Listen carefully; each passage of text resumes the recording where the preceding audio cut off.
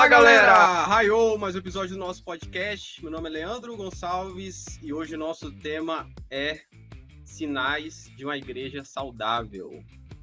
E quem está presente aqui hoje conosco, direto de São Carlos, interior de São Paulo, é o pastor da Oikos, meu irmão André Matheus, cientista social pela UFSCar. Ele plantou a Oikos recentemente. Eu tive o prazer de conhecê-lo no curso de missões da Jocum, Missões Urbanas. Um prazer tê-lo aqui, professor. Você falou professor, eu falei, professor, eu não sabia que era eu, então, obrigado, que isso, meu irmão, uma alegria estar aqui. Sou professor só de curso na igreja mesmo. Eu sou formado em ciências sociais, mas a minha vocação sempre foi a igreja local. Então, acabei me formando em ciências sociais, a minha especialidade é em sociologia e ciência política, mas o que eu gosto mesmo é de igreja, eu gosto mesmo é de crente, não tem jeito. Tá no sangue, tá na vocação. Eu citei o curso de missões urbanas, né, da Jocum, você foi um professor. Tá bom. Não. Falei, rapaz, nunca ninguém me chamou de professor, é a primeira vez. Não, agora eu entendi. Você fez bacharelado?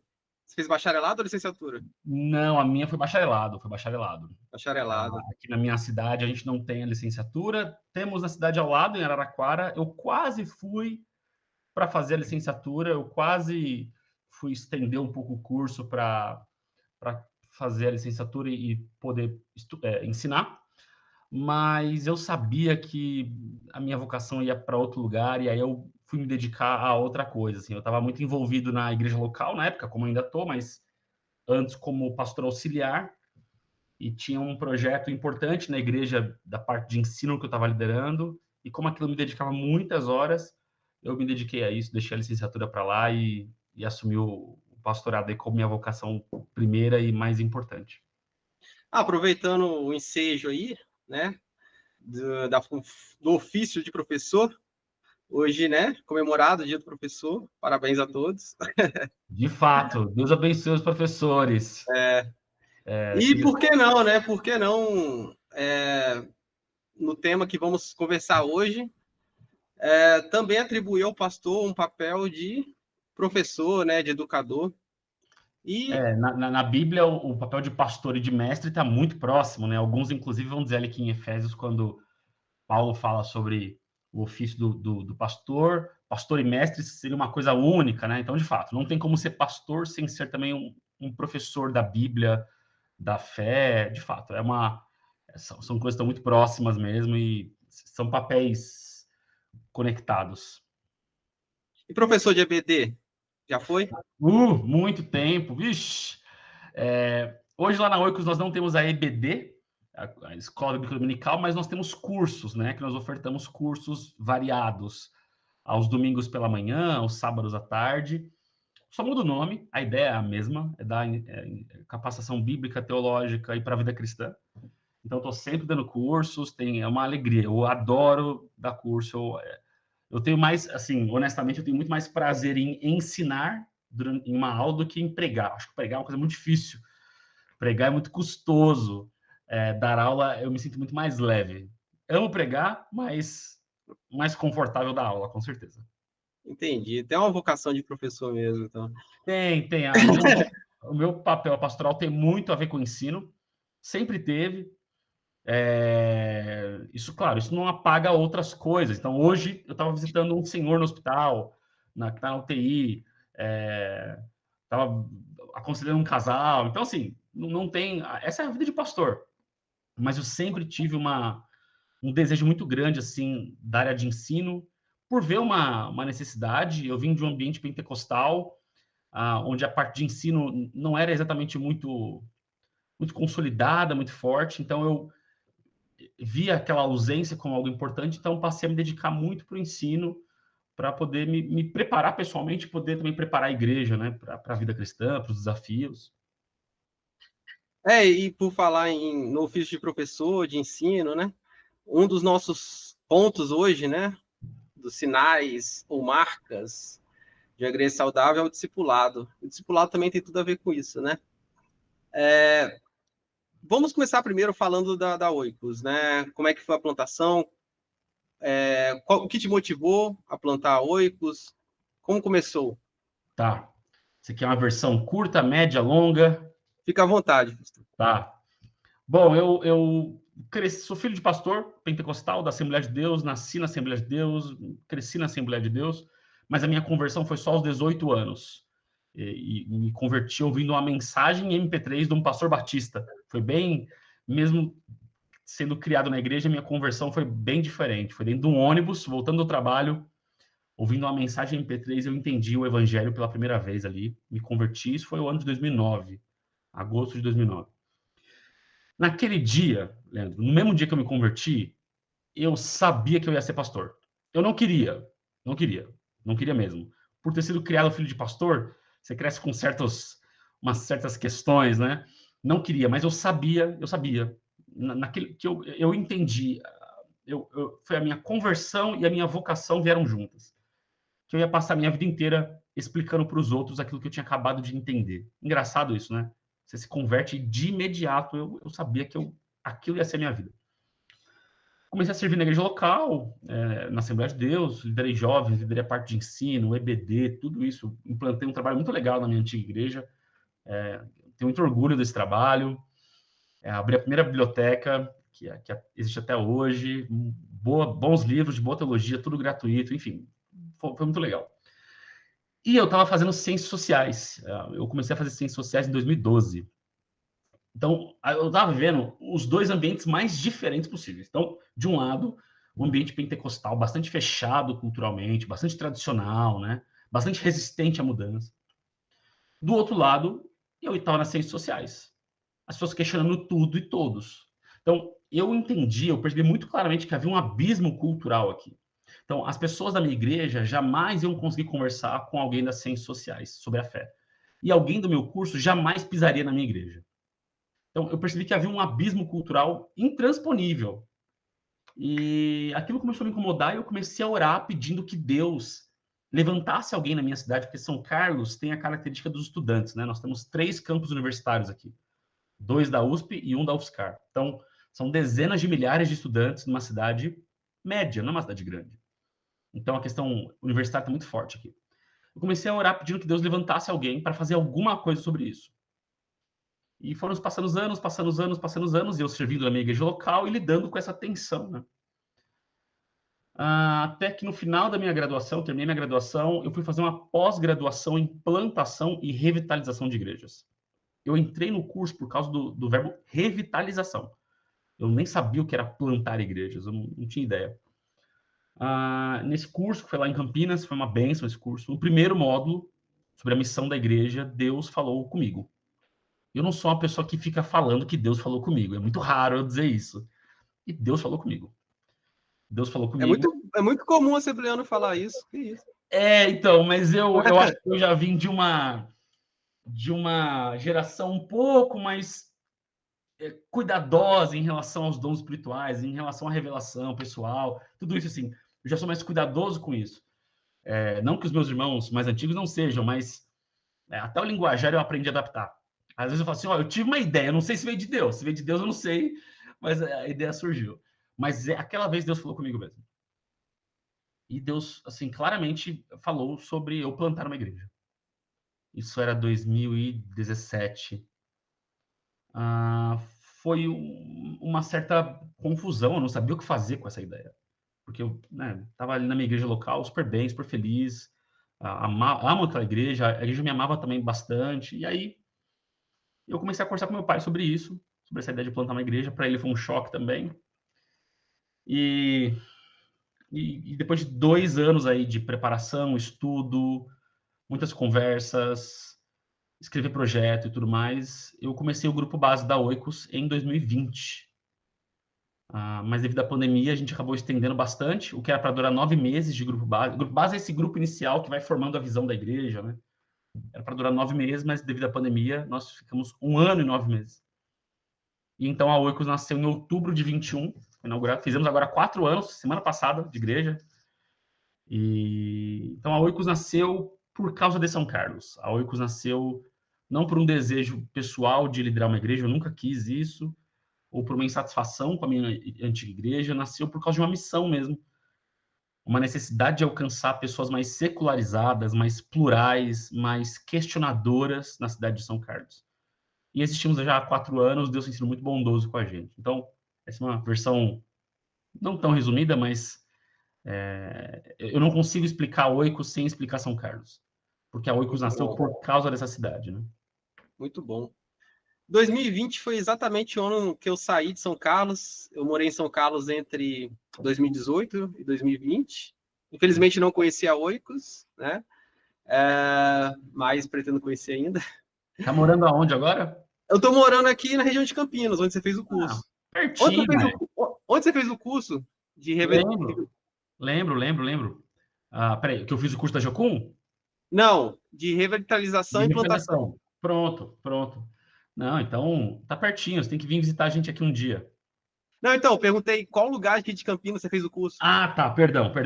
Eu fiz o curso no CTPI, que é o Centro de Treinamento para Plantadores de Igrejas. Ah, tá. Ele era ligado à FATEV, que é uma faculdade do Sul. Tive aulas ali também no Seminário Presbiteriano do Sul, mas o curso não era presbiteriano, o curso era interdenominacional, né? E aí, o CTPI, a base do CTPI hoje é a Igreja Chácara Primavera, do Ricardo Agreste, que é acho que é o maior nome em termos de plantação de igreja aqui no Brasil. Ricardo é um homem de Deus, um visionário, um estrategista, um cara com uma visão, assim, muito à frente, e ele foi abrindo o caminho aqui nessa questão de plantação de igrejas no Brasil. E então o CTPI foi a minha base, meu tempo de estudo. Ainda sou ligado ao CTPI. O CTPI tem uma rede de plantação de igrejas, de plantadores de igrejas. É muito legal isso, inclusive, gosto de falar sobre isso. O CTPI é uma espécie de hub, onde todo mundo se encontra, né? Igrejas se encontram e tal. E o CTPI tem um modelo que é assim: você estudou com eles, você faz uma avaliação. Você passa por uma avaliação de 2 ou 3 dias. E vão avaliar tudo. Sua personalidade, seu plano para a igreja, sua visão, sua pregação, sua doutrina, sua vida, se você é casado, né? Sua vida conjugal, tudo isso. Você sendo aprovado nessa avaliação, você pode agora almejar apoio financeiro na rede. Então, você escreve um projeto, como se fosse um edital, e igrejas da rede, interessadas em implantar outras igrejas, adotam o seu projeto. Então, se tornam igrejas parceiras por um período de 3 anos. E nós fomos, a Oikos foi adotada por 4 igrejas. Uma igreja brasileira, que foi a Chácara Primavera, e 3 igrejas americanas. Estou até usando aqui uma camiseta de uma dessas igrejas, que é a Spanish River Church. São 3, uma igreja brasileira e 3 americanas. Uma delas é a Spanish River Church. A Spanish River Church é uma das igrejas mais importantes na plantação de igrejas do mundo. A Spanish River Church ajudou a plantar a igreja do Tim Keller. A Spanish River Church ajudou a criar Atos 29, que são grandes centros de plantação de igreja. Então, a Spanish River Church, que é uma das maiores igrejas do mundo em termos de plantação de igrejas, nos apoiou. Eu tenho um baita privilégio, assim, baita alegria de gente tão boa ter apoiado o nosso projeto. E aí, por 3 anos, eles nos deram um apoio financeiro, e hoje a Oikos dá suporte a 2 igrejas também, financeiro. Então, a gente deixou de receber, agora a gente começou a dar. Então, a gente está apoiando a plantação de uma igreja em Osasco, uma igreja presbiteriana em Osasco, e uma igreja batista em Petrolina, no Pernambuco. Então, é muito legal, a gente recebeu, agora é a nossa chance de poder ofertar, né? Então, basicamente é isso, assim.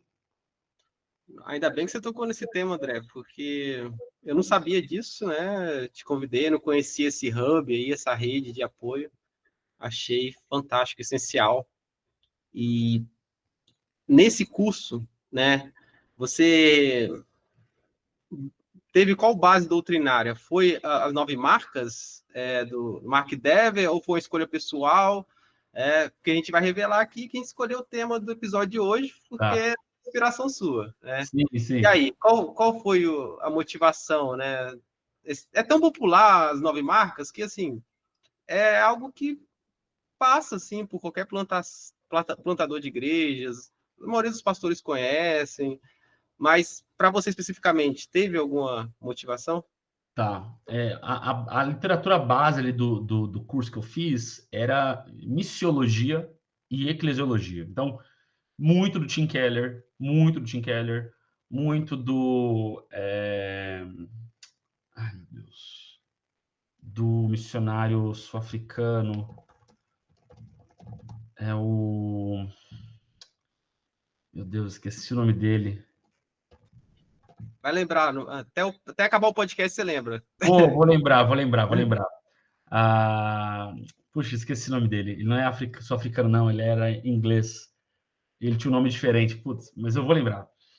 Então tinha muito a ver com missiologia e urbanidade.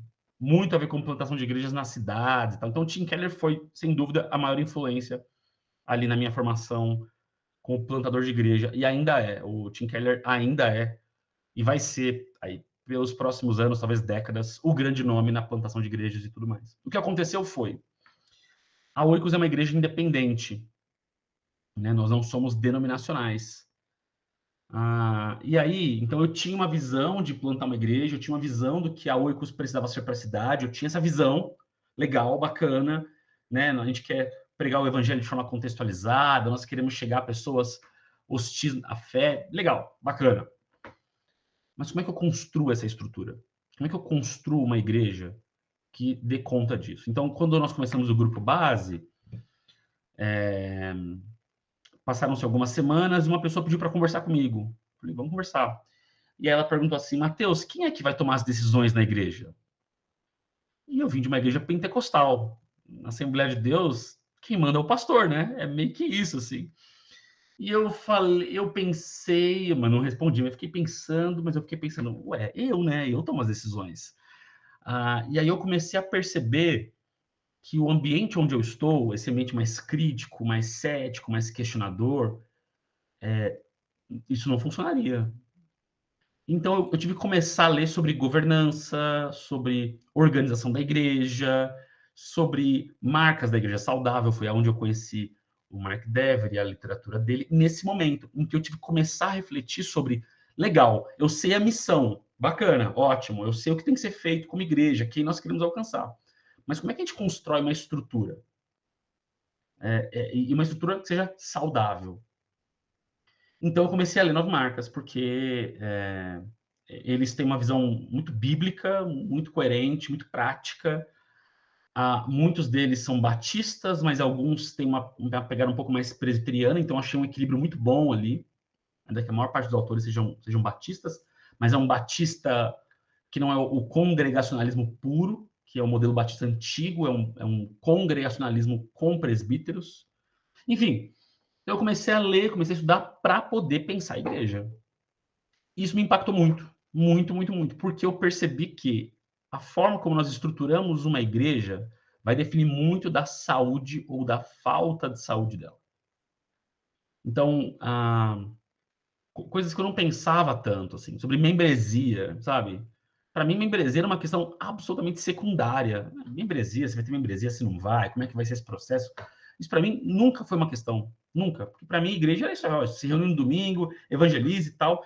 Mas eu descobri que para uma igreja ser sustentável e saudável, nós precisaríamos de estruturas saudáveis e de uma cultura que permitisse a igreja florescer. Então, foi quando eu comecei a me aprofundar nos estudos de saúde da igreja, de estruturas, de eclesiologia. E eu comecei a perceber que a minha visão de igreja está bastante equivocada, né? O pastor manda. Não, eu comecei a perceber que isso não é bíblico. Eu comecei a perceber que isso está equivocado. Então, esse período, depois que eu comecei a plantação de igreja, que foi o período mais importante para formar minha eclesiologia, minha visão de igreja e a teologia da igreja, né, e tudo mais, por incrível que pareça. Então, foi posterior. Primeiro foi a missão, depois foi a igreja. Então, foi nessa ordem de estudos, né? Entendi. Quando você fala assim, esse lance o pastor que manda, né? Você até falou do congregacionalismo puro e do conselho, né, de presbíteros. Você acha mais saudável, então, a igreja que seja liderado por um conselho, né? Por um presbitério? Você tem vários modelos de governança, né, na história. Você vai ter o modelo episcopal. A episcopal é a ideia de que o bispo, ou um colégio de bispos, ou alguma autoridade ali vai ter a voz final. Então, vai ter igrejas como a metodista episcopal ainda, igreja anglicana episcopal. Então, você vai ter uma figura, uma maior importância dada à hierarquia e ao bispo primaz, ou algo do tipo. Você vai ter um modelo congregacional puro, onde a congregação toma a maior parte das decisões, inclusive sobre, assim, vai disciplinar um membro ou não. Então, a igreja decide, todo mundo reúne e tal. Isso é o congregacionalismo puro. E você tem o modelo presbiteral ou representativo, onde um conselho lidera a igreja, um conselho capacitado, biblicamente, que cumpre os requisitos bíblicos, né, de 1 Timóteo 3, ali do texto de Tito, eles vão liderar a igreja. E aí existe um modelo hoje que é um modelo que, pela graça de Deus, e quando eu digo, não é nem sobre modelo, é você olhar para o texto bíblico e tentar perceber como é que as igrejas nascentes ali do primeiro século, como é que elas se organizavam.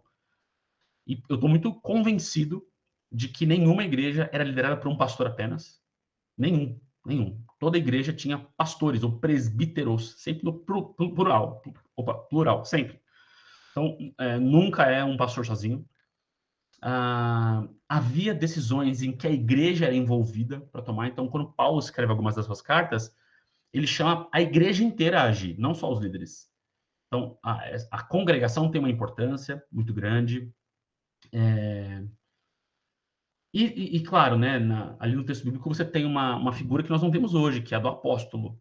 Então, eu não creio em autoridade apostólica hoje em dia, né? Então, há uma diferença no primeiro século e hoje, né?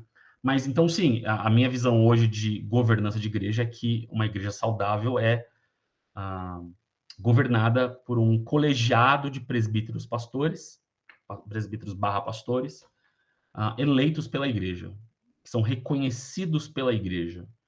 A palavra eleito é uma questão. Reconhecidos pela igreja.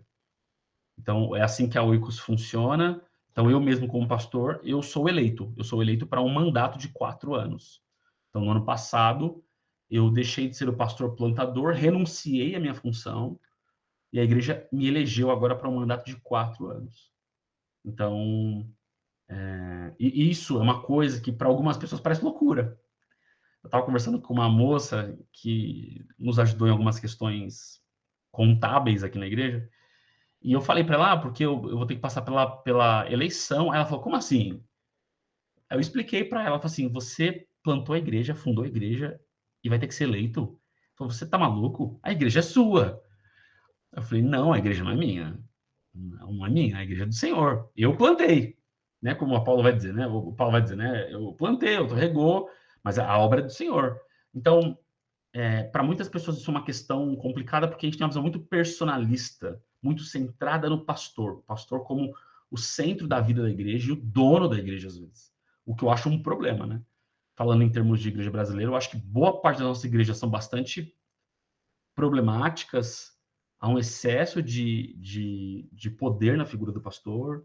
O pastor é um tanto quanto intocável, ninguém pode questionar o pastor, porque ele é o anjo do Senhor, ele é o profeta, ele é ungido. Isso é muito problemático mesmo, e cria um ambiente bastante propício para abusos e tudo mais, né? Então, essa é a minha visão hoje, e foi daí, então, que surgiu a necessidade de estudar mais e entender uma igreja saudável, e etc, etc, etc.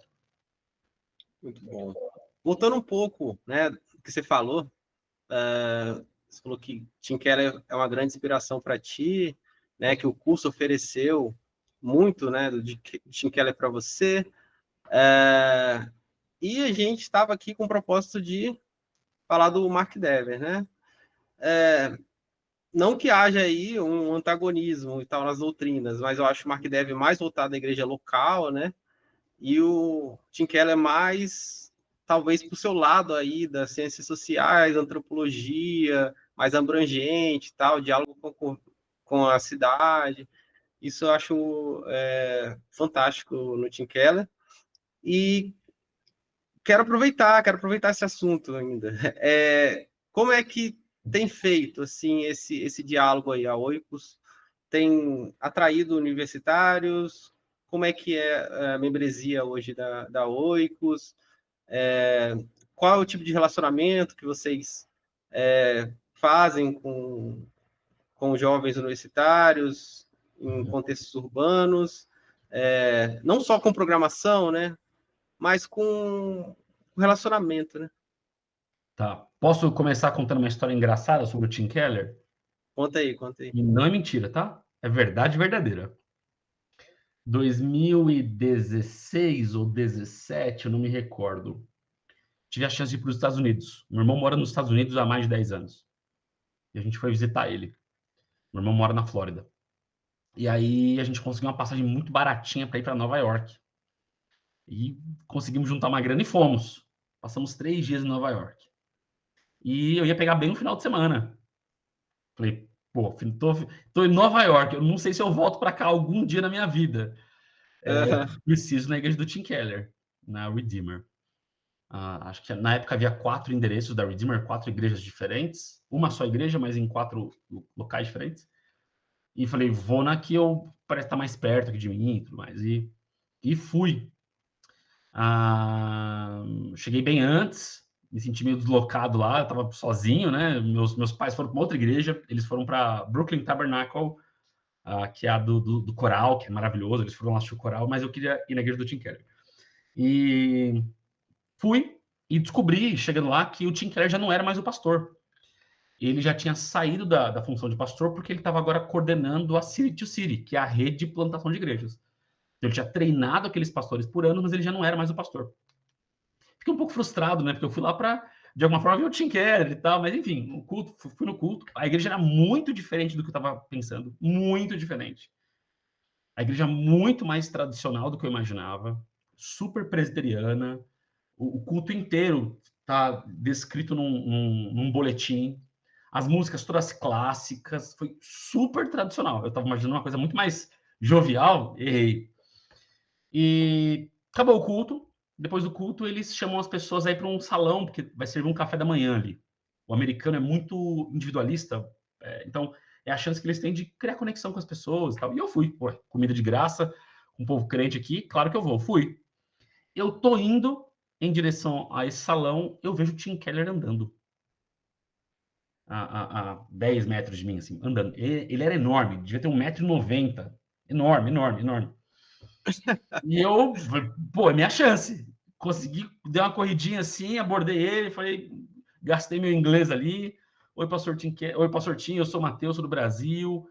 Eu estou estudando para plantar uma igreja no Brasil e tal. O senhor é uma inspiração para mim. E ele, assim, meio que querendo sair, mas, né, me ouviu, parou para me ouvir. Tá, que legal, que bom, Deus abençoe. Aí eu fiz uma pergunta muito, muito inocente. Falei, pastor, eu posso tirar uma foto com o senhor? Aí ele falou, não, isso aqui é uma igreja. Hoje é domingo.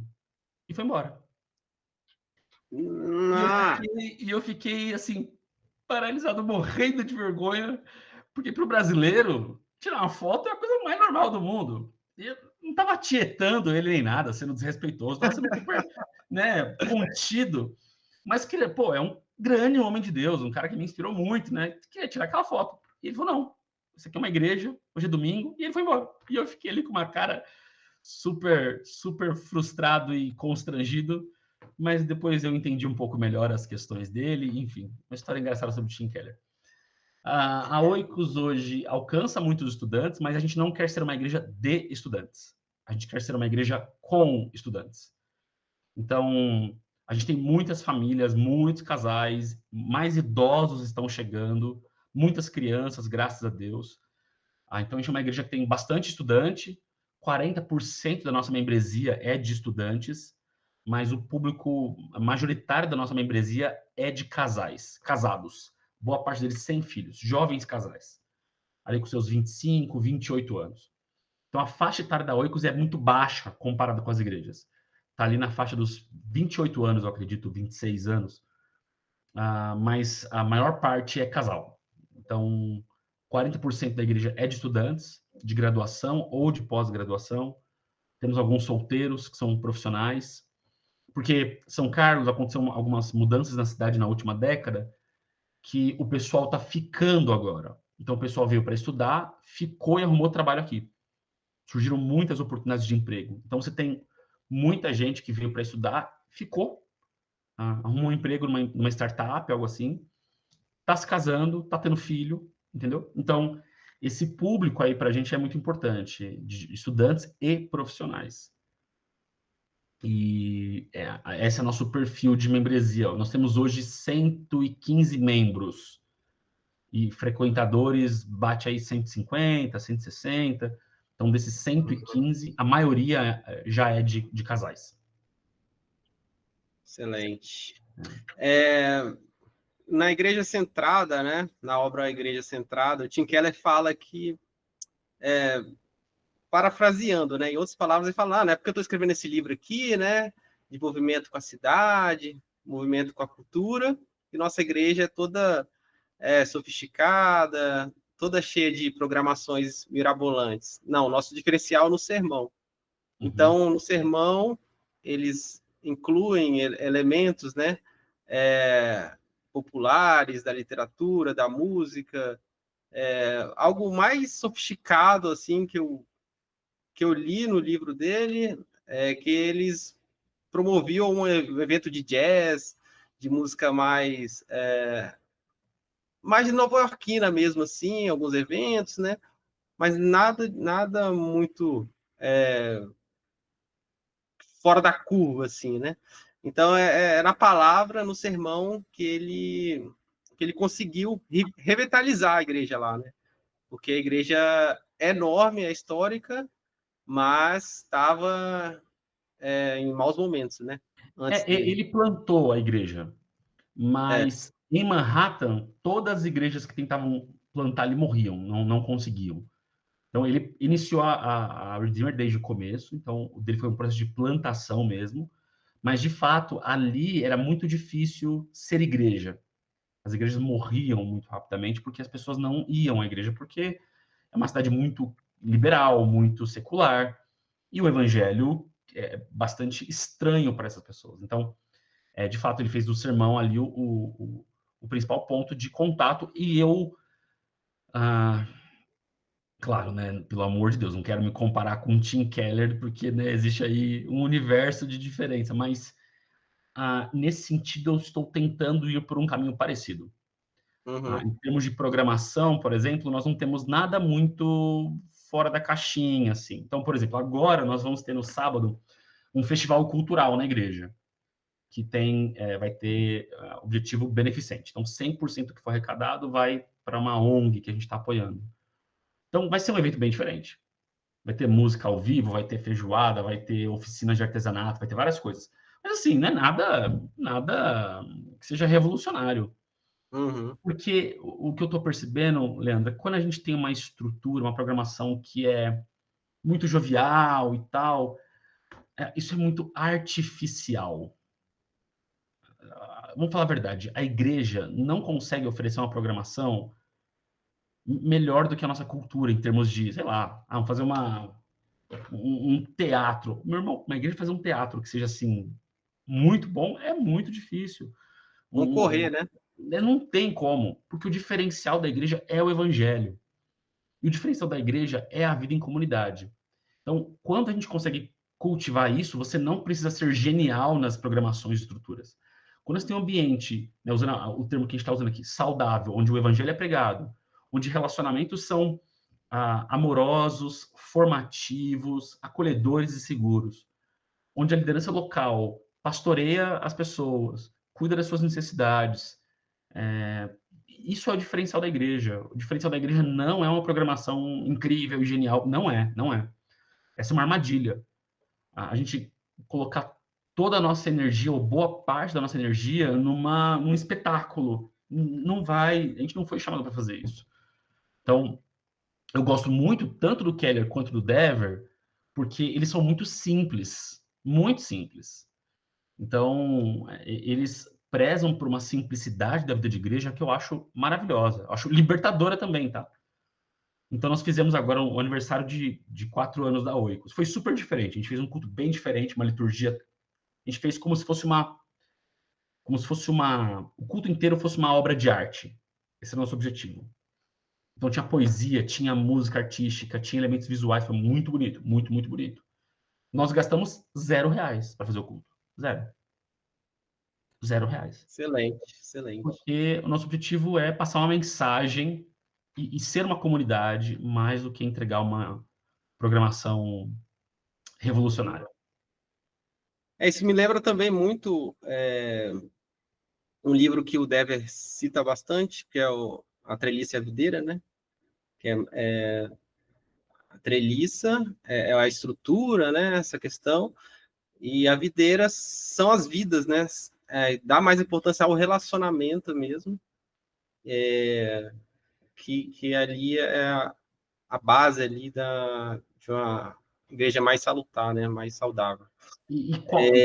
Desculpa, pode falar. Não, tudo bem, tudo bem. Perdão. Pode falar, pode falar. É que eu adoro a Treliça e a Videira. Eu sou um grande fã. Aliás, o Dever também é um grande fã desse livro. Uhum. Ele fala que esse livro é surpreendentemente bom enfim. Ele adora esse livro e eu amo também. Enfim. E mais... Tá. Não, dizer que é mais fácil trabalhar na treliça. É mais fácil. Então, a treliça é mais visível. Então, vamos lá. Leandro, o que é mais fácil? Você ir ajudar a organizar uma festa na igreja ou você ir evangelizar o seu vizinho? E bater um papo com ele para evangelizar ele? O que é mais fácil? Onde você se sente mais confortável? Não, no começo do podcast, você deu um exemplo, assim, ótimo, né? Que você foi visitar alguém no hospital, não foi isso?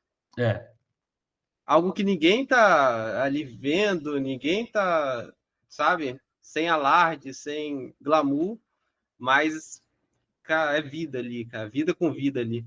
Então, a festa é glamour, estrutura, sabe? É algo que... Isso dá certo. Deixa eu te falar uma coisa. Isso dá certo, tá? Esse é o problema, na verdade. Ter uma mega estrutura, ter mega eventos, isso dá certo. As pessoas vão encher a sua igreja. O seu Instagram vai bombar, sabe? Você vai se tornar a igreja da cidade, tal. Dá certo. E esse é o problema. Porque se não desse certo, ninguém faria. O problema, então, é a gente mudar a pergunta. A pergunta não é isso dá certo. A pergunta é isto é certo. Essa é a pergunta. Dá certo, vai dar. Ué, se você tiver um pregador carismático, uma banda boa, umas luzes, meu irmão, em um mês aquilo ali enche. Então não é suficiente, a gente precisa mudar a pergunta. E voltando um pouco, né? A gente estava falando da palavra do Tim Keller. Você lembrou bem que ele fundou a igreja, mas a situação ali na cidade estava bem complexa para plantar a igreja. E as igrejas realmente estavam surgindo e não progredindo, morrendo e tal, né? A gente citou a forma que ele pregava e tal. Ele realmente dava aula pregando. E uma das marcas, né, do Mark Dev é pregação expositiva. O que você acha sobre isso? Ele até, assim, não totalmente condena, né, a temática, ele até cita isso, tal. Ele não faz esse antagonismo, né, que a temática não é saudável. Mas você adotou para Oikos a pregação positiva? É seu estilo de pregar? É o tipo de pregação que você tem feito? Essa é uma coisa que eu estou tentando encontrar ainda a minha... Não sei se é o meu estilo, estou tentando encontrar a minha identidade. Eu sou um grande fã da pregação expositiva, e eu tento sempre pregar expositivamente, mas eu tenho pregado pouco em livros. Então, vou pegar um livro da Bíblia, vou pregar ele inteiro. Eu fiz isso algumas vezes, tive séries mais longas. Então, no livro de Marcos, por exemplo, eu passei 8 meses. Primeiro passei 4 no ano seguinte passei mais 4. Tive outras séries mais longas. Em Filipenses eu passei 12 semanas, em Efésios 16. Então eu tenho tentado fazer isso, mas as pessoas acham um tanto quanto maçante. E é assim, eu não posso só ser guiado pelo que as pessoas acham. Então, no último ano e meio, eu preguei séries bem mais curtas e que não são corridas, né? Pegar um livro inteiro. Então eu escolho textos selecionados e prego eles expositivamente. Então, sim, tento ser um pregador expositivo na maior parte do tempo. Vez ou outra, quando o tema é bastante restrito. Então, por exemplo, recentemente eu estava numa série sobre sexo. E aí, 2 pregações sobre como lutar contra o pecado sexual. E aí, ali eu fiz uma pregação mais temática. Porque a Bíblia não tem um texto que diga exatamente o que fazer. A Bíblia tem vários textos. Eu fiz ali um compilado e preguei sobre isso. Então, eu prego expositivamente, mas não estou fazendo isso em textos, livros corridos ultimamente. Estou fazendo em textos selecionados. Mas eu morro de saudade de pregar em livros inteiros. Meu plano para o ano que vem é pregar em Daniel e possivelmente em Eclesiastes. Então eu quero ter pelo menos aí 2 séries de livros no próximo ano. Está no meu radar. Eu quero retomar essas pregações sequenciais em livros, né? Mas me pareceu expositiva, né? Dessa forma aí. Teologia bíblica é uma das marcas lá também do Mark Dever. E eu até vou indicar um pastor aí do interior, que ele também faz séries bem longas, assim, né? Expositivas. Pega um livro bíblico e não tem pressa de parar, de acabar. É o Pedro Leone, da Igreja Viva, lá de Ribeirão Preto. Muito bom a pregação dele. Não sei se você conhece. Estudei com ele. Estudou onde? No CTPI. Estudei com... Que isso? Eu Fala sério. conheci o Pedro antes da Igreja Vida existir. O pai dele era o pastor da Igreja Metodista Renovada? Eu não lembro se era Metodista Renovada. E ele tinha planos de iniciar a Igreja Vida, a gente conversava sobre isso nas aulas do CTPI. Que Então, fantástico. estudamos É juntos. uma coincidência muito boa ter falado aqui dele. Não, nem sabe. É muito bom. Muito bom. Um cara com quem eu estudei. Hoje eu tenho menos contato com ele por uma questão de correria mesmo. Mas, sim, estamos juntos. Eu ainda não consegui ter essa... Eu acho que ainda me faltou essa perseverança em séries mais longas. Eu gosto muito da ideia, eu acho muito legal. Mas nós somos uma igreja nova, então tudo eu estou tentando ainda... Hoje em dia acho que já estou mais seguro disso, assim. Mas o que a gente tem é uma comunicação que muda muito, né? Então as pessoas tendem a se entediar mais rápido com certos tipos de conteúdo. Então, o que eu quero fazer no próximo ano, eu quero usar uma estratégia. Então, eu quero, por exemplo, pegar, Eclesiastes. Eclesiastes são, se não estou enganado, 12 capítulos, e talvez trabalhar 2 séries em Eclesiastes. Então, de 1 a 6, eu vou trabalhar uma identidade visual, por exemplo, com tal, e depois eu continuo o livro, mas eu trabalhando uma identidade visual diferente. Só de você mudar isso, as pessoas já sentem que renovou. No Sermão do Monte, eu tenho muito desejo de pregar no Sermão do Monte. Já preguei quando liderava jovens. Eu penso em fazer uma série, então, em Mateus 5, uma série em Mateus 6 e uma série em Mateus 7. Então, eu prego positivamente, mas quebrando uma série longa em mini-séries que formam um todo, né? Então, é isso que eu estou pensando para o próximo ano. Muito bom, muito bom. É. Agora vamos mudar um pouco de assunto. Vamos conversar agora sobre saúde mental na igreja. No seu papel de pastor, né? Você tem atendido muitos jovens com dilemas da vida, problema de relacionamento, crise de fé, e isso envolve saúde mental. Como é que você tem lidado com isso, já que o nosso tema é igreja saudável? Falando de saúde mental da psique em si, né? Uhum. Como é que você tem lidado assim no seu gabinete pastoral com esses assuntos e tal? Tem surgido bastante? Isso é diário. Isso é literalmente diário, a questão da saúde mental aqui onde eu estou. Eu estou lidando com um público mais novo, ali na média dos 28 anos, então é um pessoal muito mais letrado em questões de saúde mental, né? Um pessoal muito mais atento a questões de saúde mental do que as gerações anteriores. E aí, como é que eu estou lidando com isso? Bom, varia muito de caso a caso, é difícil falar, né? Mas primeiro é vendo que a ciência pode ser uma aliada do discipulado e do cuidado pastoral. boa ciência, porque eu ouvi uma vez uma coisa e eu falei, é verdade, né? O crente pergunta assim, você acredita na psicologia? Mas essa é uma pergunta difícil, é igual perguntar assim, você acredita na economia? Qual tipo de economia? Qual escola de economia? Qual abordagem de economia? Tem algumas que eu não acredito, tem algumas que eu acredito. Então, a psicologia ela é feita de muitas linhas e escolas de estudo, né? Então, a gente tem que ir atrás daquelas que são boa ciência. A boa ciência, a verdade, é sempre verdade de Deus. Entender isso é libertador.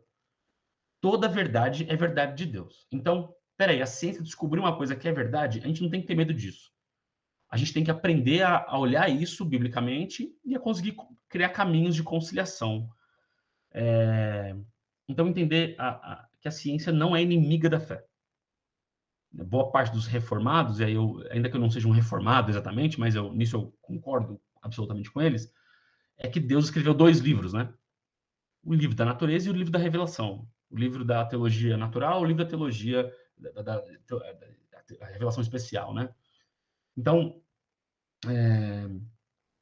assim como eu leio a Bíblia, eu preciso conseguir ler o mundo de Deus. E eu não preciso ter medo da ciência, então. Se a ciência é o método pelo qual a gente olha o mundo de Deus e entende o mundo de Deus, eu não preciso ter medo disso.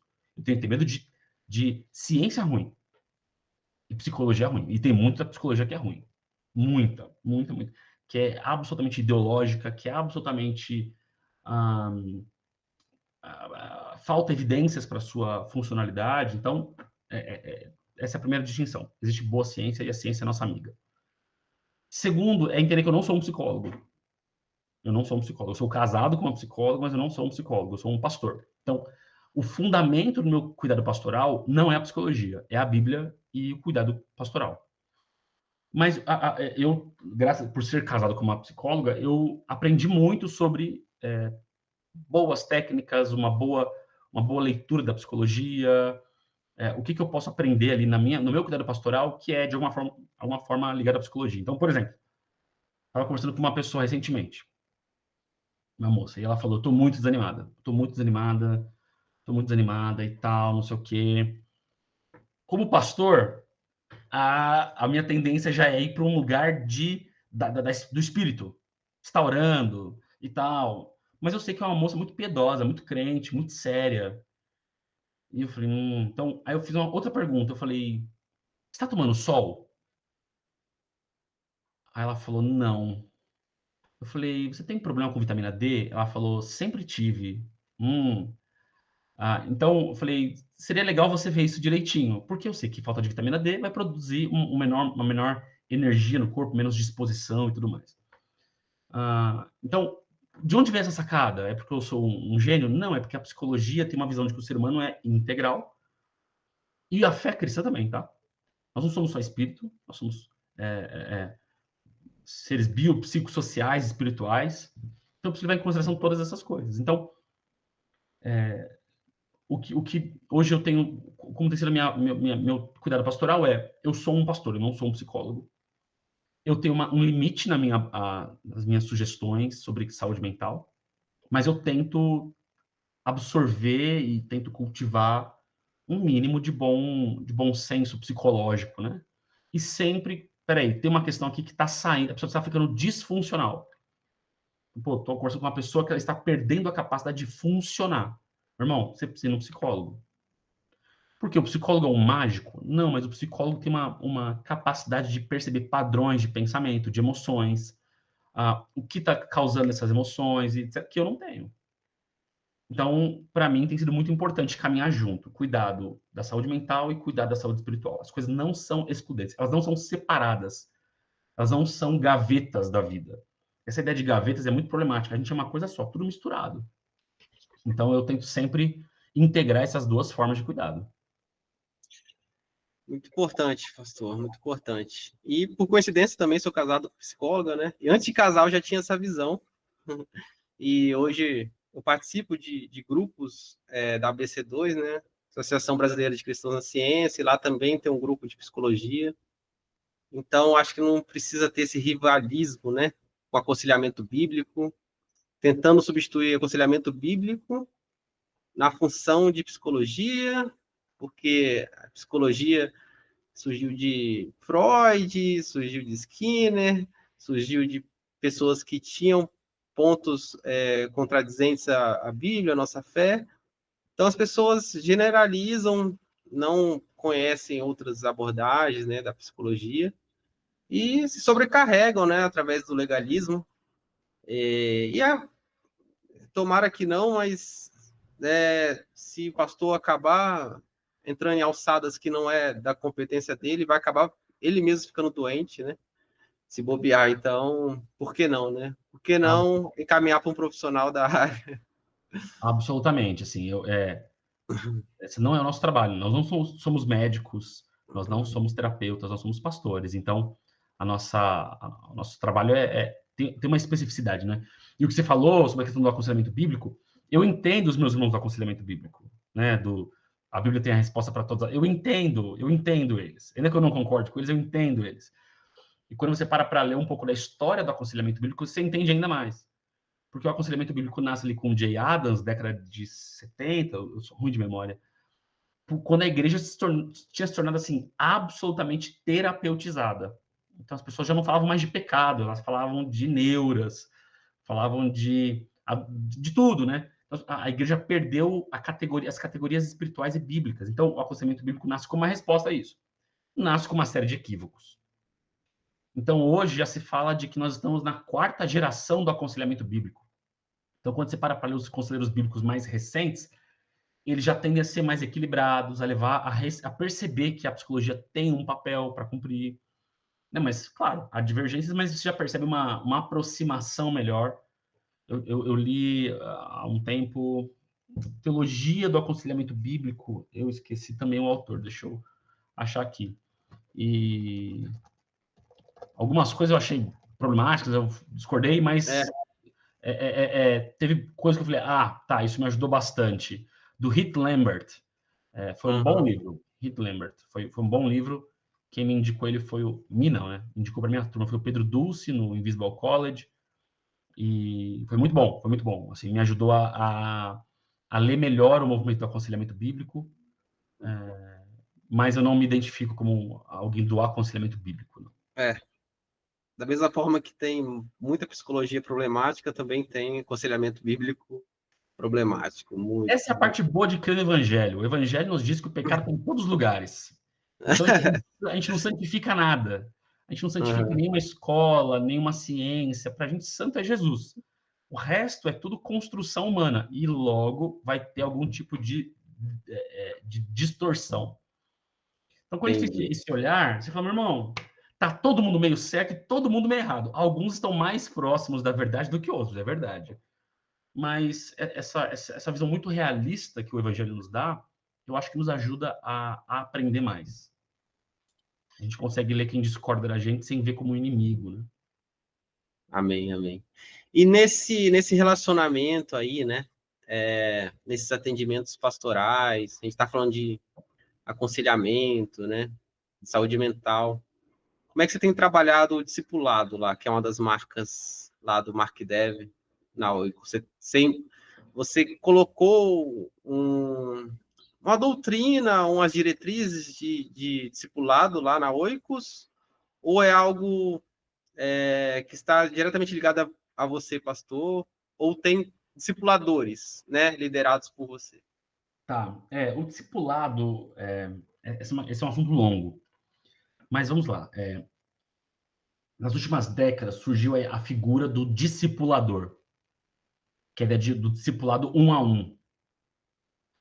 Essa é uma ideia recente, porque o próprio Jesus não discipulou os discípulos 1 a 1. Ele discipulou eles em grupo, né? Ele tinha um grupo de discípulos. Então, eu não sou contra o discipulado 1 a 1, mas eu acho que o discipulado tem camadas. Ninguém é discipulado por uma pessoa. Nós somos discipulados em camadas. Então, nós somos discipulados, se seus pais são cristãos, você é discipulado pelos seus pais em algum nível. Se você tem amigos, você é discipulado em algum nível pelos seus amigos. Você é discipulado pelo seu líder de pequeno grupo, você é discipulado pelo seu pastor. Então, existem muitas pessoas fazendo parte do nosso discipulado. Muitas pessoas. E negar isso é um problema, porque se a gente diz que uma pessoa discipula a outra, a gente então está limitando muito. Porque essa pessoa aqui não tem todos os dons, não compreende toda a realidade. Então, o discipulado é um projeto comunitário. O discipulado não é um projeto essencialmente individual, ainda que ele possa ter um aspecto um a um também. Talvez tenha uma pessoa para quem eu abro mais o meu coração, para quem eu confesso os meus pecados. Ótimo, legal, isso é excelente. A gente não precisa fazer tudo em grupo, mas o discipulado é um projeto da igreja e não de uma pessoa apenas com a outra. Então, para mim, isso é muito importante. Então, ninguém na Oikos é discipulado por uma pessoa só. Nós somos discipulados uns pelos outros, né? Então, uma coisa que eu aprendi bastante, e o Ricardo Agreste foi a pessoa que me ensinou isso, é que toda pessoa tem que ter, primeiro, alguém, hierarquicamente, né, alguém superior a ela. Um pastor ou um líder que ensina ela, que corrige ela, a quem ela presta contas. Então, temos que ter essa figura. Aqui na Oikos, é o líder de pequeno grupo. Estamos tentando criar essa relação pastoral do líder de pequeno grupo. Então, o líder de pequeno grupo não é só alguém que dá estudo bíblico, é alguém que cuida daquelas pessoas. Eu sou o único pastor da Oikos. Não temos mais ninguém que seja pastor por uma questão financeira. Então, eu não dou conta de pastorear todo mundo. Eu tento, então, pastorear os líderes da igreja, ser pastoreado pelo conselho, cuidar dos líderes de pequenos grupos. Então, a ideia é que aqui... Então, você chegou agora, você virou um membro da igreja. Então, a ideia é que você esteja num pequeno grupo e vai ter uma pessoa ali responsável por você, mais madura que você, que vai te ajudar a crescer na fé. Nós também acreditamos que é fundamental você ter alguém ao seu lado, um amigo na jornada, alguém que tem a mesma idade, a mesma maturidade, alguém com quem você vai compartilhar certos desafios e talvez você seja mais amigo dessa pessoa. Ótimo, isso é fundamental para o nosso discipulado. E também alguém que você esteja ali ensinando essa pessoa. Então, nós temos uma relação com alguém que está mais avançado, alguém que está no mesmo lugar da jornada, alguém que está mais recente na jornada. Isso também é discipulado. Porque eu ensinar alguém também me ensina. Então, isso é uma parte essencial do discipulado. Então, nós não temos esse discipulado um a um na Oikos, eu estou tentando fazer disso algo mais comunitário. Tem os seus prós, tem os seus contras, tem as suas limitações, tem as suas possibilidades, mas os pequenos grupos são, sem dúvida, nosso fundamento no cuidado e discipulado das pessoas. Uma coisa que eu estou fazendo agora, tentando, minha segunda experiência. Depois dos pequenos grupos, eu estou criando um negócio chamado grupo de discipulado. Então, um pequeno grupo tem ali 10, 12, até 15 pessoas. São grupos mistos, homens e mulheres, de várias idades diferentes. E o pequeno grupo não demanda de você muito compromisso. É só você chegar lá no dia do encontro, tem ali o estudo, tal, não tem nenhuma preparação prévia e tal. Grupo de discipulado, não. Grupo de discipulado são menores, 5, máximo 6 pessoas, só pessoas do mesmo sexo, isso aumenta a chance de compartilhamento. E todo encontro tem uma preparação prévia. Uma leitura prévia, um estudo anterior e tal. E a ideia é que desses grupos de discipulado a gente tenha pessoas saindo muito mais maduras para liderar outras também. Então, hoje nós já temos um grupo na Oikos, a ideia é que o próximo ano a gente tenha mais outro. Então, um feminino e um masculino. Muito bom, muito bom. A gente está perpassando aqui por várias marcas, né, do Mark Dever. A gente está falando sobre liderança já aqui, né? A gente acabou falando sobre liderança. Agora, um tema que não é tão simples, né? O Mark Dever faz ficar simples, né? Porque a linguagem dele é muito simples. E cada parágrafo que ele escreve, ele lança uns 2, 3 versículos, cheio de referência bíblica e tal. Ele é bem didático, parece um manual mesmo doutrinário, mas na prática, falar de uma marca lá que ele coloca chamada disciplina. Eu vi ele dando ênfase mais em relação à disciplina, digamos assim, corretiva, né? Mas eu acho também muito importante falar sobre a disciplina preventiva, né? Não só aquela de colocar a pessoa no banco, né? Mas falar do que a gente começou falando lá no início do podcast, que é educar, né? Educar para não acontecer o pior, né? E eu acho que, né? Acho que você tem essa qualidade aí, né? Que veio lá de trás, então deve ter te ajudado aí. E também passa por uma marca, né? Que ele coloca lá, que é a conversão. Às vezes a pessoa precisa passar por um amadurecimento, né, André? antes de ter ali uma correção mais severa, uma igreja nova, com tantos jovens, universitários, tem que ter essa sensibilidade, né? De não dar mole para o pecado, mas também saber dosar, né, na disciplina, né? Não ser talvez carrasco, né? Pregar o evangelho, mas saber das dificuldades de cada um, das limitações de cada um, né? Do contexto ali de universitário e tal.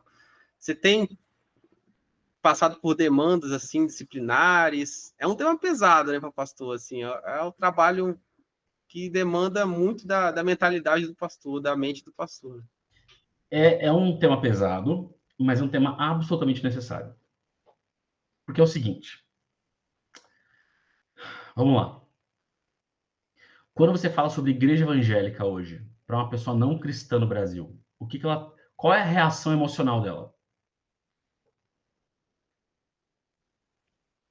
Hoje tá de abraçar a igreja evangélica. Todo mundo a igreja evangélica, o evangélico hoje no Brasil é algo comum. Mas tem pessoas que são aversivas pela má reputação da igreja. Né? Então, deixa eu melhorar minha pergunta, né? Você chega numa pessoa cética, secular, né, num amigo na universidade, da universidade ou um amigo do trabalho que não foi criado na igreja, a reação, ele costuma ser um tanto quanto hostil à igreja. Sim. E geralmente é menos sobre a mensagem cristã e mais sobre a igreja. Então você deve ter ouvido já um monte de gente falando igreja, um monte de pastor ladrão, igreja, um monte de gente assim, assado e tal, um monte de escândalo. E eles dão certos. Eles dão certos. E de quem é a responsabilidade por isso? Da igreja. Por quê? Porque a gente está permitindo que pessoas que carregam o nome da igreja, que representam a igreja, sejam péssimos representantes de Cristo. Entende? Então, a gente permite que os nossos pastores, às vezes, sejam pegos em adultério, em escândalo, e a gente dá uma abafadinha e eles retornam. Então, isso está deslegitimando a igreja diante do nosso mundo. Isso está envergonhando o nome de Cristo diante do mundo, e isso torna a nossa evangelização, inclusive, menos eficaz. Então, a questão da disciplina é essencialmente uma questão de saúde da igreja. Porque a ideia é, se nós não tratamos o pecado tende a se multiplicar, tende a se tornar a cultura daquele local, e é o que a gente vai mostrar para a cidade. Nós somos igual a você, só que a gente tem uma religião aqui. Aqui se trai mulher igual, aqui se rouba dinheiro igual, aqui se xinga o vizinho igual, aqui é tudo igual, tudo igual. Só que a gente tem uma religião aos domingos. Então temos um problema. E quando você coloca panos quentes, né, André, nesses escândalos, acabam vindo os abusos na própria igreja, né? Exato. E acabam se enraizando ali, fazendo estrago total. Muita gente machucada por igreja, muita gente ferida, traumatizada. Então, tem o Tove, que é um livro famosíssimo que vai falar sobre isso, e muitos outros. Então, nós temos uma questão. Se nós queremos que a igreja seja um lugar de vida, de segurança, a gente precisa lidar com o pecado. Então, parecem coisas muito distintas, né? Ser uma igreja acolhedora, ser uma igreja segura, ser uma igreja onde as pessoas querem se aproximar. Eu preciso tratar o pecado? Exato. Porque uma coisa que vai nos permitir ser a outra. Então, deixa eu tentar ser mais prático. O Dever vai falar muito sobre disciplina e ele sempre vai começar falando sobre disciplina informal, que é a disciplina formativa, ou a disciplina que é corretiva nos relacionamentos. Então, pô, a gente é amigo e eu tô vendo que você tá fazendo uns negócios meio esquisito. Ô, Leandro, cara, você tá sonegando imposto? Que isso, cara? Você não pode fazer isso. Não é assim que a gente lida com dinheiro. Então, essa disciplina ela é informal. Ela acontece nos relacionamentos. Ela acontece no dia a dia, na vida comum. Ninguém está sendo exposto. Entende? Então, essa é a disciplina mais necessária e mais comum na vida da igreja. Ela tem que acontecer o tempo todo, diariamente. Um pai que demonstrar, né? Hã? A demonstração, né? A demonstração e a correção em palavra do outro. Então, um pai que corrige um filho é uma correção relacional, né? Informal. O que acontece? Tem certas situações em que a disciplina informal ela não produz aquilo que deve produzir, que é o arrependimento. Então, a pessoa, então, né, deu exemplo aqui, vou usar você de exemplo, porque estamos em dois. Então, puxa, descobri que o Leandro tá sonegando imposto, um negócio terrível. Leandro, meu irmão, você não pode fazer isso é errado e tal. Você diz, não, quer saber? E aí, isso começa a virar uma coisa muito grande.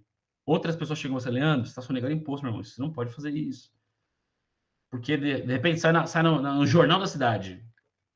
Podcaster cristão, podcaster evangélico, pego em esquema de... Percebe? Então, a gente não pode deixar isso acontecer. Não só pela questão pública, mas porque o pecado tem que ser tratado. A gente não quer que as pessoas da igreja vivam como se Deus não fosse real. Então, quando é que acontece a disciplina formal? Quando as tentativas de disciplina ali nos relacionamentos não estão dando efeito. Então, é isso que o Senhor Jesus vai falar em Mateus 18, né? Olha, o irmão pecou? Fala com ele, chama ele ao arrependimento. Não funcionou? Chama 2 ou 3 testemunhas, vai falar com ele. Não funcionou? Leva para a igreja. Não funcionou? A igreja, então, trata essa pessoa como um pagão ou um publicano. O que é a disciplina formal, então, Leandro? É quando a igreja olha para uma pessoa e diz: nós não conseguimos mais reconhecer que você é um cristão. Nós olhamos a sua confissão de fé, nós olhamos a sua vida e não bate. Não bate, porque um cristão se arrepende. Um cristão não vive assim, sem se arrepender do pecado. Então, a disciplina formal, ela nunca é de imediato, e ela nunca é baseada em revanchismo, em punitivismo. Ela é um chamado ao arrependimento. Quando a pessoa se recusa 1, 2, 3 vezes em pecados cometidos, né? Porque, assim, a gente não disciplina ninguém por um pensamento, a gente disciplina alguém por um pecado cometido. Tem que ter sido cometido. Então, a gente trata essa pessoa e fala, nós não conseguimos reconhecer a sua confissão de fé. Então, nós tivemos aqui na Oikos apenas um caso de disciplina formal, em 4 anos. Graças a Deus, porque a maior parte da disciplina está acontecendo nos relacionamentos. Mas tivemos um caso. Então, era uma pessoa que no passado tinha se envolvido com droga. E ele falou isso desde o começo, né? Aí ele foi virar membro, ele falou, ó, eu tive um envolvimento com droga muitos anos atrás, no ano passado eu tive uma recaída. Muito bem, então ele foi discipulado, estava sendo cuidado, era uma questão que a gente conversava. Eu conectei ele a um grupo do Celebrando a Recuperação, que é um grupo voltado para pessoas, né, não com vício, garanti que ele estava passando por um psicólogo e tal. Muito bem. O que a gente foi descobrindo depois de algum tempo? Que ele nunca tinha deixado de usar. E ele estava num relacionamento, ele estava para casar, e ele mentiu para todo mundo. Ele gastava milhares de reais em droga, dia sim, dia não. Ele usava droga no ambiente de trabalho, ele estava manipulando todo mundo. Quando nós chamamos ele, ele se recusou a se arrepender. E nós tínhamos inúmeras provas, testemunhas e tal, e ele não se arrependia. Não se arrependia, não se arrependia, não se arrependia. Porque ele estava numa vida de mentira. Então a gente ele falou, nós não reconhecemos mais você como um cristão. Então, assim, é difícil? Muito. Mas o que é pior? A gente deixar alguém que é um mentiroso compulsivo ser parte da vida da igreja e representando a igreja. Isso é um problema. Então, sim, Sim, lógico, sem dúvida. é muito dolorido, não é nem um pouco legal, não é nem um pouco prazeroso. Qualquer pai que disciplina o filho sabe disso. Uhum. Que tira, coloca de castigo, nada disso é prazeroso. Mas a gente faz isso por amor à pessoa e por amor à família. Então, a disciplina formal não pode ser a primeira atitude da igreja. Porque a igreja tem que Correto. ensinar, tem que corrigir nos relacionamentos. Caso não esteja acontecendo, aí isso vai ser levado para a igreja, né, de alguma forma.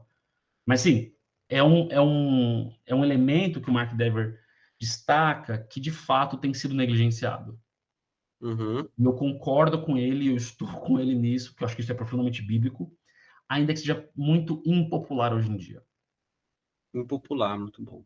Bastante impopular. Arrependimento é uma palavra-chave aí. Só para melhorar o que eu introduzi aqui sobre esse assunto, vou citar o exemplo aí que você fez sobre suas pregações a respeito de sexo, né?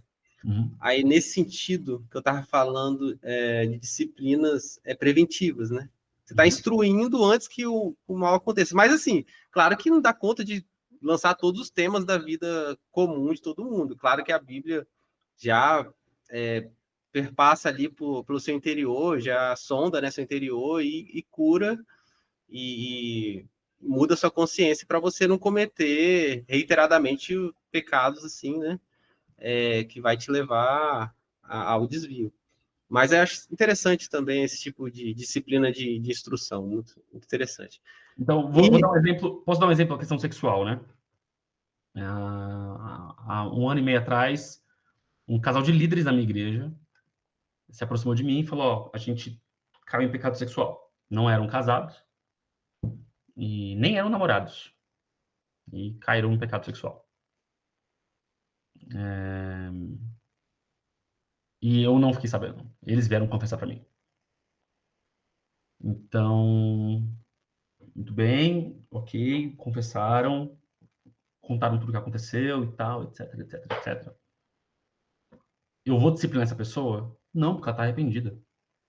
A disciplina não é para arrependidos. A disciplina é para aquele que se recusa a se arrepender. Mas os dois lideravam funções. E eles não tinham mais capacidade de liderar espiritualmente outras pessoas.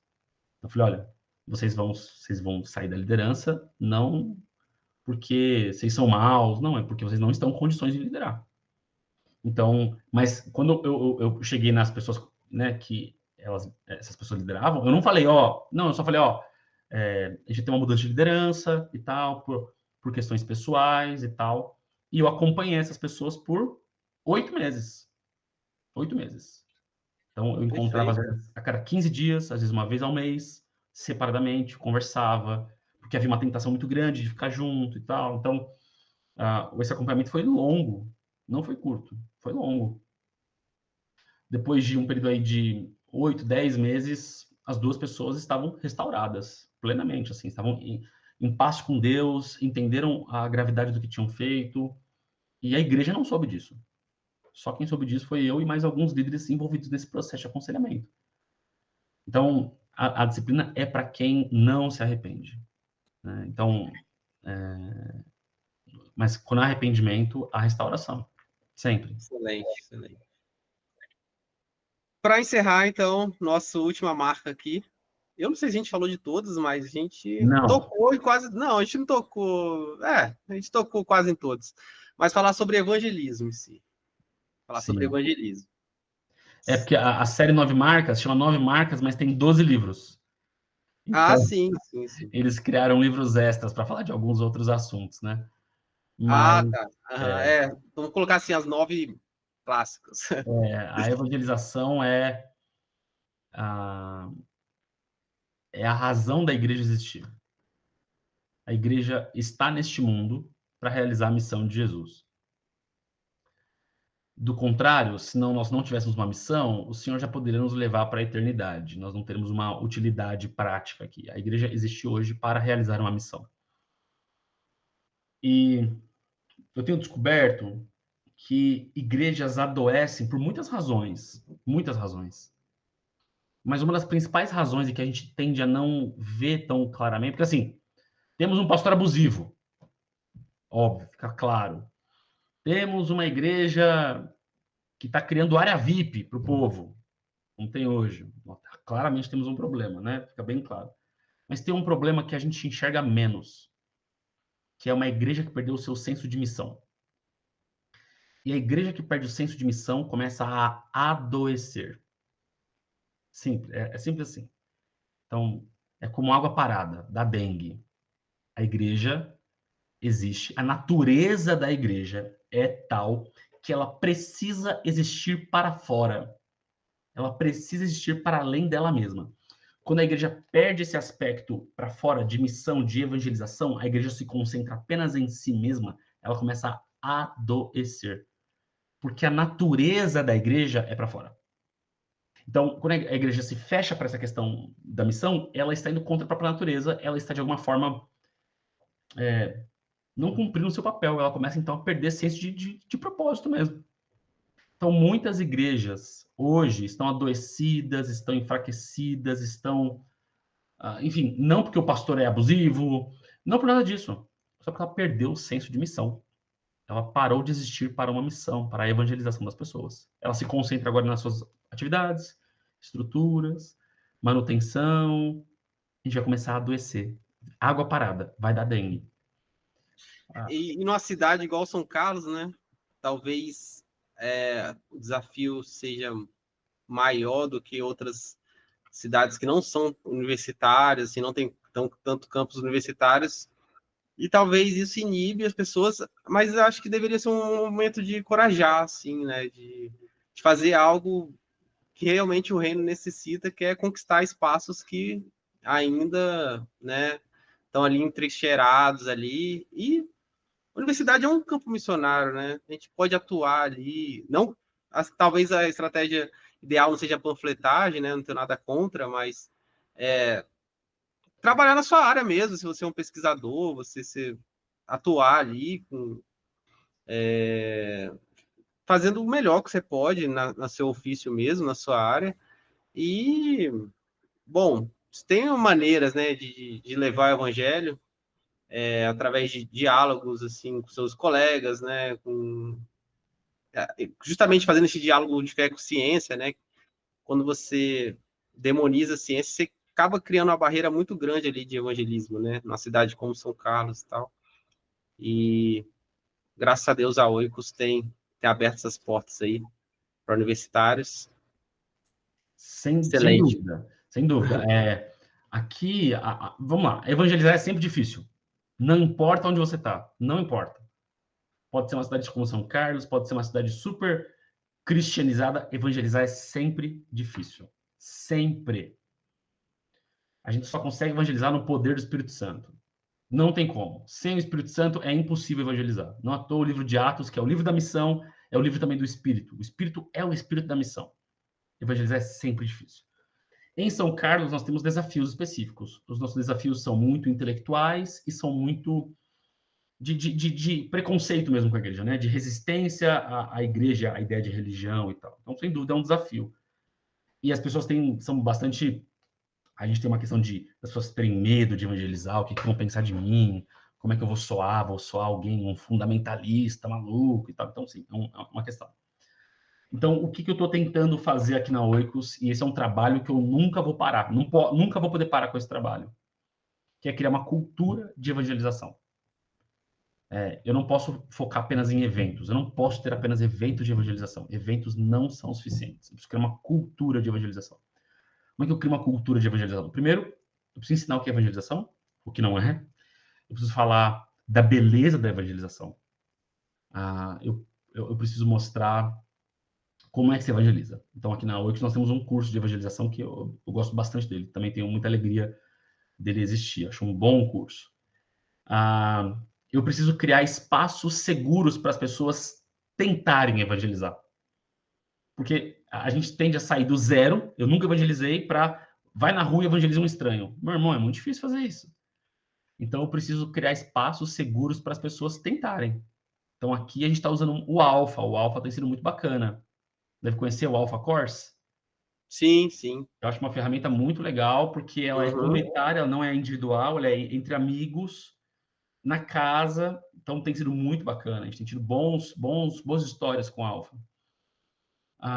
E eu tenho estimulado também uma evangelização que tem um aspecto individual, mas também é comunitária. O que isso significa? Então, vamos lá. Eu tenho um amigo, certo? Ele não é cristão. Qual é a melhor forma de evangelizar ele?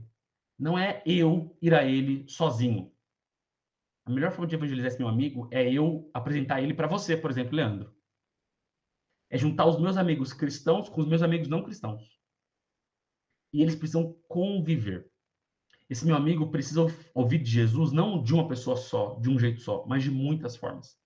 Ele precisa ver como é que você trata a sua esposa, ele precisa ver como é que eu lido com as dificuldades da vida, ele precisa ouvir a gente testemunhar de Jesus de muitas formas, ele precisa ver a vida cristã, ele precisa ver primeiro, ele precisa ver. E então ele vai começar a ouvir e se interessar. Então, esse aspecto mais comunitário da evangelização é muito importante. Eu estou tentando criar essa cultura de evangelização, que é natural, relacional, comunitária e constante. Existem eventos, acho que eventos podem ser úteis ao longo do ano, Mas o trabalho é criar uma cultura de evangelização. A igreja saudável é assim, não é um monte de evento. Ela precisa criar uma cultura onde as pessoas se sentem responsáveis e desejosas de evangelizar. Amém. Muito bom, André. Então, estamos encerrando. André, seu último recado aí para a galera, sua última mensagem. Quero te agradecer pela presença. Quero pedir o pessoal aí para seguir nosso canal. E fica à vontade, professor André. Tá. O papo foi amplo, né? Porque igreja saudável é um papo, é uma conversa que tem muitos tópicos possíveis, mas a gente conseguiu, acho que... Até que a gente conseguiu... Então, a gente conseguiu tocar em vários tópicos. Você foi um bom condutor, você foi limitando aqui, foi bacana, bom. Aos trancos e barrancos, assim, né? Eu, às vezes, trava uma palavra ou outra, mas fluiu.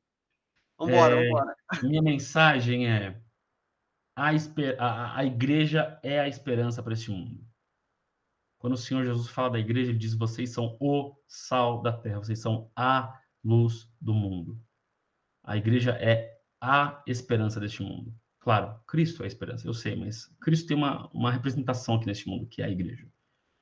A igreja é muito mais importante do que a gente tende a imaginar. A igreja é muito mais do que um lugar onde eu vou para cultuar, ter amigos, aprender alguma coisa da Bíblia. A igreja é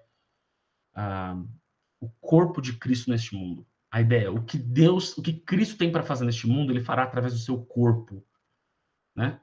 Porque quando a gente lê Atos, qual que é a beleza do livro de Atos? Você começa a ler o livro de Atos, parece que Jesus não foi embora. Os milagres continuam a acontecer, algo está acontecendo ali. Você fala, mas cadê Jesus? Jesus está neste povo. Este povo é o corpo de Cristo.